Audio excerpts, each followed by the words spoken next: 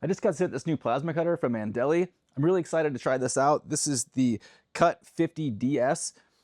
It should cut a 5/8 inch piece of steel. So I've laid out several different things to try to cut here. So we're going to test this out on different products.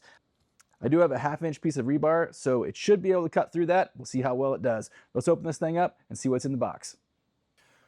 Okay, I have it all set up now. I've got my air hose going into the back, my leads coming out the front, and I've got it plugged in. This will run on a 110 or a 220. I have it plugged into a 110 right now. My 220 has my air compressor plugged into it, so to keep from moving things around.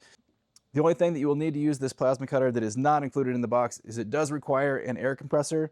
You don't need a huge one. It doesn't require real high pressure. It just does require an air compressor, and pretty much any air compressor should be able to keep up with it, I would think. So let's go ahead and kick this on.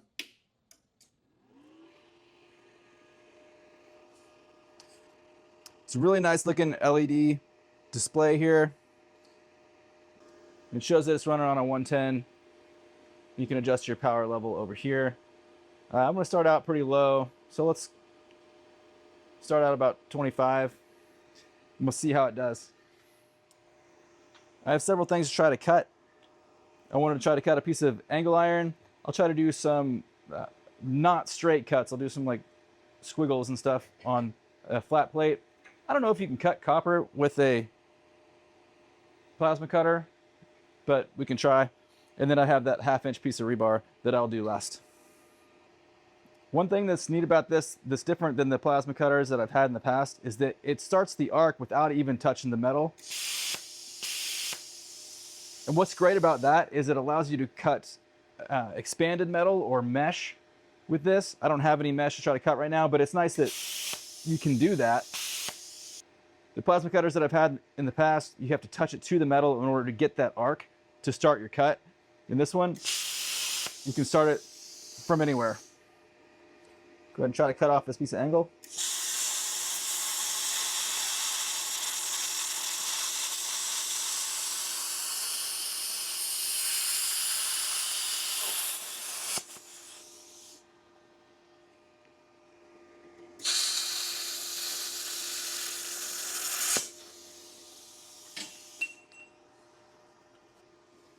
Seem to cut that without too much trouble.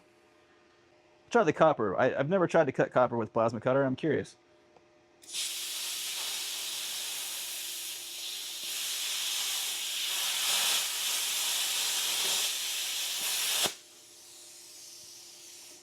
Well, it did cut it. I think with this being able to arc anywhere, you could cut about anything with this. Okay, I'll try to do a little scroll work on this one. I'll go with my initial.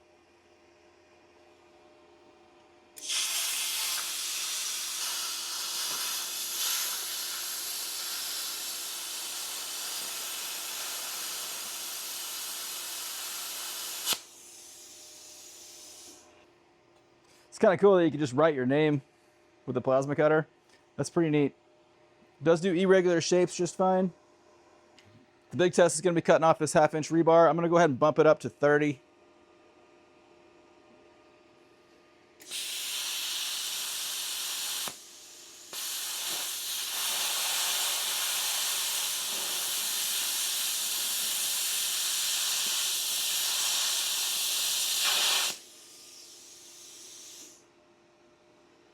Well, cut it like butter.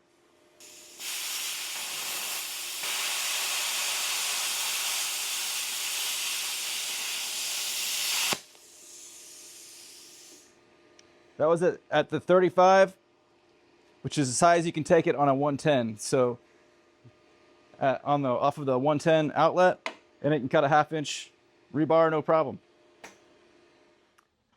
I'm just a hobbyist here working, doing some metal projects here at my home, and I think this thing is fantastic. You get a lot of bang for your buck with this plasma cutter from ANDELI.